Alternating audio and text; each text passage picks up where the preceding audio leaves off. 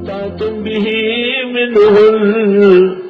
بس وہ جو فائدہ اٹھایا تم نے عورتوں سے، فاتوہن اجورہن فریضہ، دے دو ان کو مہر جو طے شدہ ہے،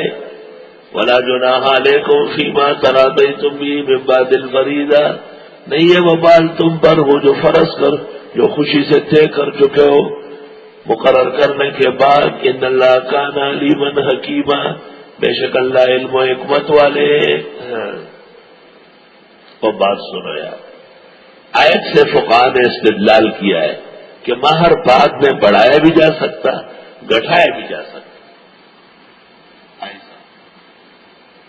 بڑے بڑے مہر مان لیتے ہیں پر دیتے نہیں ہیں، کہتے ہیں مہر واجب الادا ہے،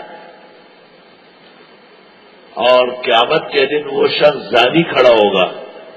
جس نے باوجود توفیق کے مہر ادا نہ کیا ہو۔